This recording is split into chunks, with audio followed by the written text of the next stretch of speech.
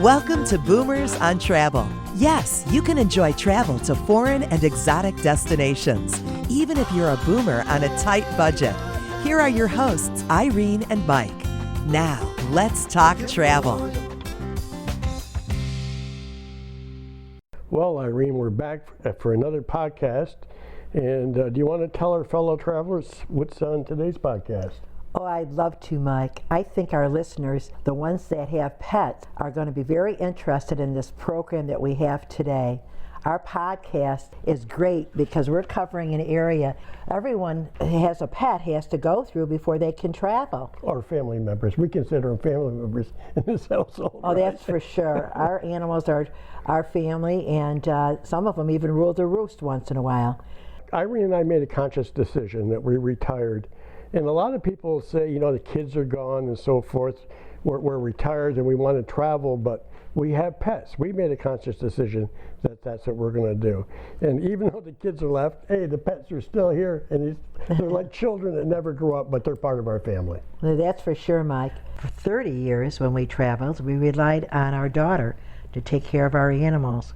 But one day she said to us, Mom and Dad, do you remember, Mike? She said, Mom and Dad, this pet sitting is getting a little bit too much. And she really drew a line in the sand. That was it. She was through with it. That's for sure. I remember that. She said, we've got to come up with a plan B because this plan A is no longer working. So we thought about it and pondered about it, and then all of a sudden, Matt Zito from Travel Startups gave us an idea. He did an interview with Andy Peck out of London, who is the CEO with his sister, and they own Trusted House Sitters. And that opened up everything for us. It's a whole new thing. It was really fantastic. We were so excited. And we have used them 3 times in the last few years. One time for 2 months, other times for a month each. And it's a great service. We're going to let you hear Andy's interview with Matt Zito from Travel Startups. Okay, here it is. This is Matt Zito with the Travel Startup Founders Series, short stories direct from CEOs, founders, and entrepreneurs.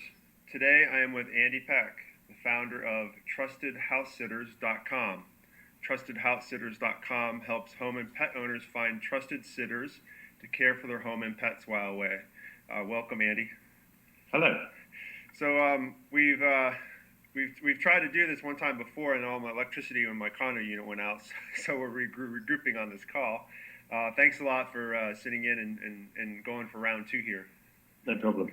So why don't you go ahead and tell a little bit about your story about TrustedHouseSitters.com, you know, what it is, and you know, how you got started in this business. Okay. Well, TrustedHouseSitters.com solves a very common dilemma for homeowners when they go away, who will look after their home, who will care for their pets, who will keep the plants watered. And it also helps a lot of people find an affordable retreat. So I set this up 3 years ago when I was looking for somewhere to write from, and I found a beautiful home to look after in Galicia, Spain. I'd heard of house sitting but didn't really know how to find a house sit. Trawled the internet, found a great place, and the owners were very surprised that they'd been able to find somebody quickly. And we talked about the fact that clearly this was something that would be in demand. And I just realized that all over the world this is a common problem. So it really ticks a lot of boxes for both parties. And the way that it works is that homeowners find someone that will house sit for them free of charge in exchange for a free retreat. So it's a great altruistic win-win for both parties.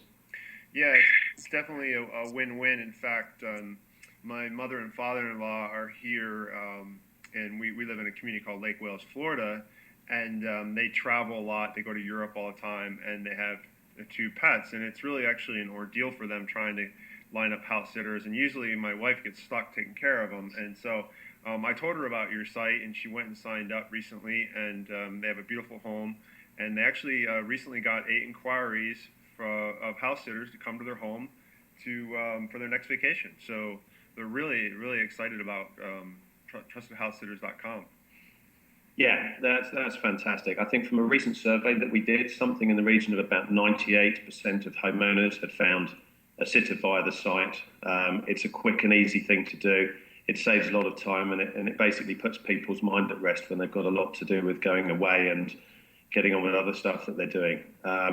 Conversely, on the flip side of things, it's fantastic as well, obviously, for somebody that perhaps wants to go and house sit in Florida or wherever, because for a very small registration fee to the site, over 75% of sitters have found an incredible house sit within the first 6 months, which offers excellent value for money and an opportunity to go and stay somewhere a little bit different, enjoy the company of some great pets sometimes, and just enjoy a great house sit.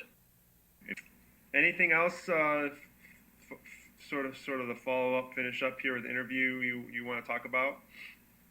Not really. I just think the good karma wins through. I think, if you look after people and you go that extra mile and you don't scrim.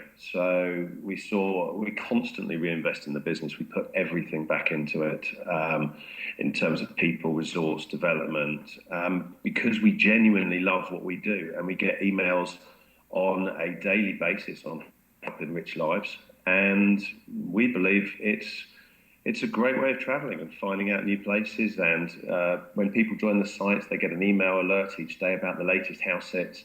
And it's a great way to get out and discover something different. Yeah, I think this is really an awesome community. I'm so glad that you reached out to me to do the interview, because I just didn't know about your company. I do now. And I think, to sum up everything that you said, you love what you do, So as entrepreneurs, you've got to love what you do. You got to get up every day and have passion for what you're doing. You got to have passion for your customers and your clients. And so kudos to you and TrustedHouseSitters.com.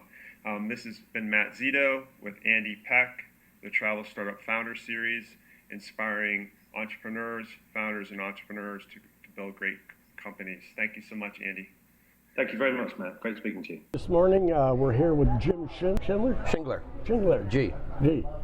And we're here, and if you hear some external noise, don't worry about it. We're down here because Jim and I figured we do much better in the full belly, so we're at the local restaurant in downtown Lake Wales, and family restaurant, and had some good breakfast. And Jim, we had the opportunity to have Jim in our home to set for our cat Higgins, our 17-pound rescue. So, Jim, tell us a little bit how you found Trusted House Sitters, what experiences you've had with it, and so forth. Okay. I found them online and figured that would be a good way to go around and see different places to fly. I'm a new Florida resident, basically, and I figured this would be a good way to explore different parts of Florida, East Coast, West Coast, the villages, without having to pay the hotel bills that go with it. And it's been very enjoyable. I've got to see most all of Florida and had some good times. Yeah, you were mentioning earlier during breakfast, you said, because it really doesn't cost you anything, and it's a trade out. You trade out your time, and they trade out their property, basically. But you kind of got me laughing a little bit when you said, it's pretty, sometimes it can be expensive depending on who you are. Yes. You want to go into that a little bit? Yeah, you figured it's going to be a free vacation, and it can very well be a free vacation. However, you're in a new location, you pass by something, geez, that looks like a great restaurant, I want to try that. Or you find a great bar right overlooking the ocean or overlooking the bay, and you want to try that, so I go there. And a great new food store, so you want to get some of that food. And it adds up. You're not paying rent, you're not paying water and so on and so forth, but you end up spending a lot of money on food that you normally wouldn't spend. I don't want to go to a nice place in the coast and have grilled cheese sandwiches all the time. So, right. So I want to go out and eat and celebrate the local culture and experience the local culture. So. Yeah, you were mentioning about the scallops. Like my wife and I, we had scallops the other night with spaghetti. I think Publix, it was on sale for like $19.99 a pound, and you said you went. We found a little place in Dunedin, a little store called Sprouts, which is similar to Trader Joe's up north, and the scallops were a special $5.99 a pound. Oh my God! The sea scallops. Yeah. And so we got like a pound and a half and just ate like kings for 2 days. Oh, great. When Irene and I did the crossing, the ocean crossing out of Lisbon, I did a little tweet of what we're going to be talking about, obviously this show. And I said, yeah, and we'll talk to Jim, the man that in his naked parrot. You know, I thought that everybody's been on Facebook to say, what's about the deal in this naked parrot? Jim, you want to tell us a little bit about the naked parrot? The parrot had a... Oh, by the way, this is PG. This is... Yeah. The parrot had a nervous condition, and as soon as feathers would start coming out, it would pluck its own feathers. Obviously, the head was fully formed and had feathers, and all the coloring was there because it couldn't get at the head. But every other part of the body, as soon as a feather would start coming out, it would just pluck its feathers out. It lived a normal parrot life. It was just a naked parrot. Sit up there on his perch, and every now and then would just bellow out, "What's your problem?" Have to do a double take and say, "Where'd that come from?" What's your problem? That's funny. That's funny. But it was. So I know when we first started Trusted House Sitters, we'd put a request out, and I think we've done 3 or 4 now. And the first one we got was a couple out of Hong Kong who was doing world traveling, and they were good. But we must have had probably 40 inquiries. So it's kind of tough, isn't it? Sometimes to get some of these gigs. Or right now I'm pretty well. A gentleman over in Melbourne calls me when he's going somewhere, and he says, you know, "Hey, we're going away here. Are you available?" Mm-hmm. So you kind of establish a clientele, so to speak. Well, again, as with you, I've said several times with you, and I remember. I don't remember it. But you happened to meet my daughter and my son-in-law and said, "Oh, by the way, I replied to this interest, and we found out it was us, right?" Yeah. That was funny. That's how met them up at the Bach Tower at the German festival up there. Yeah. What did they call it? The Oktoberfest. The Oktoberfest. Yeah. So that worked out really, really well. Yeah. And but now. Some people want to travel the world, some people want to go to Europe, some people want to go to Asia, wherever you want to go. But you kind of had the idea that I'm in Florida, I'm retired, I'll possibly stay in Florida, so this is giving you a good chance to travel the state pretty much. Yes. In the coast, different coasts. Because Florida has a lot of variety, there's no doubt about it. And as a joke last night at Trivia Pursuit, they said, one of the trivia questions was, what state has the lowest elevation? And I was surprised by how many people put down Florida, which was wrong, because we live here in Lake Wales, and my joke is it's the Florida Alps, because we've got Bach Tower, it's like 328 feet above sea level, right? So it's funny because Florida has a lot of diversity to it, and it's a long state, but the East Coast, West Coast, Central Florida, South Florida, North Florida, there's a lot of different things you can see just in this one state alone, isn't it? Yeah, it's all different. And, again, my personal preference happens to be the Gulf Coast. Okay. I like the Gulf of Mexico much more than the Atlantic Ocean. Wow. It's much more tranquil, and it's warmer, right. And a lot better beaches, in my humble opinion. I'm sure the people over in the Atlantic coast would think differently, but right. You know. And doing a little reverse here, because as a homeowner, the first thing I say is, I want somebody to come into my home. I don't want to come back and somebody say, "Oh yeah, the moving van left last week." You know what I'm saying? You don't want that. But everybody's pretty well vetted. But on your side, as a person who is the sitter, you want to look at properties, and you want to see pictures, and you want to make sure that's a mutual highway, basically. So, yes. What's your criteria when you look at what you would possibly like to set? What piques your interest when you get ready to say apply for a position? Basically, locale. If I'm interested in that specific locale, and if they have Wi-Fi. Oh, that's a big. The Wi-Fi, and again, central location, different activities around the area. I don't want to go and sit 28 miles from the nearest town. Right. So I want to have some activities to do and see different things around in the area. So I think you told me you've done high rises, you've done all kinds of different experiences. And, you know, again, with the Naked Parrot, it was fantastic. They had a porch and an enclosed lanai with the pool and a hot tub. And you could fit at least 100 people out there in that enclosed lanai. I sat out there in a bathing suit watching their outdoor TV most of the time. Oh my God! Now, did you email them saying you sure you want to come back? Yeah. You know? Can I stay another week? You know? Yeah. Again, they called me back to come to their Naked Parrot, but the husband took ill. Oh. Excuse me, but I would go back there in a heartbeat because they were decent people too. They were really good people. Wow. You know, I think that. Go ahead. I'm sorry. And you just get to meet different people and. Right. You know, a lot of people that retire today are fairly mobile. I know my wife and I, we were fortunate enough to work in Europe for 3 years, and there's times, I guess if it wasn't for close family here, that we consider going to, say, Portugal or Italy for, reverse snowbird. We have to come up with a term for that, going over the pond, but, for 3 or 4 or 5 months a year. And that's what's nice, because when we travel and doing it the way you're doing it, you can see different areas. It's like you say, do I want to spend 3 months here? Or maybe I want to spend a month here, and a month here, because we're so transient today. Yeah. That's what's wonderful about that, you keep yourself from getting bored, and it sounds like you're having a great time doing what you're doing. It's hard to hit a moving target. So just keep traveling around, and again, as you were having concerns about somebody coming into your house, most of the people will interview you and say, once they find out what your background is, you've already established a background through the service. Yes. But I wouldn't want to be having 3 20-year-olds come down and watch my place during Bike Week in Daytona. That's true. I just don't think that my house or my pet would get the utmost attention it deserves. So I'm sure people do have to watch out for that.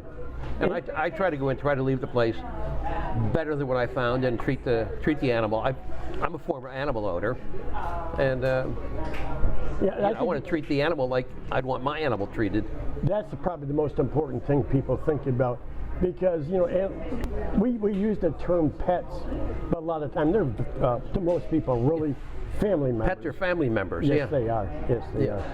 And that's great. The one thing that I've got out of this is you and I are sitting here. We just finished breakfast. It's been a great day. I got so much good information. But we had you as a pet sitter, which was fantastic. But probably the better thing's probably a wrong term, but the lasting thing is you and I formed a friendship. You and I, my wife Irene, we go out and have coffee, we go out and have lunch once in a while, and that's a lasting effect of this for pet sitting. So that's a great thing also. I'm sure that happens. Well, again, like I said, gentleman from Melbourne, Joe, calls me, and it's great. He went down there, we went out to dinner, and just again like an old friend. Hey, okay, and you're coming to sit again, okay. And you there are relationships. Yes, it's not just like the window cleaner coming in. Right, and, right. Right. You're allowing me into your home, and I want to respect that, and I want to treat your home as I would hope you would treat mine. Well, Jim, this has been a fantastic interview, and we still got another cup of coffee to go, but listen, thanks an awful lot. I appreciate it. My pleasure. Irene, I really had a great time talking to Jim Schindler today, and Trusted House Sitters is really a great service. Do you have anything else that you would like to add to our audience? Well, I agree, Mike. I think that you can't do wrong by using Trusted House Sitters. That's my personal opinion. It's worked for us, and I hope that some of our listeners, that might be useful information for them, so that when they're planning their next trip, this will be one less concern that they'll have.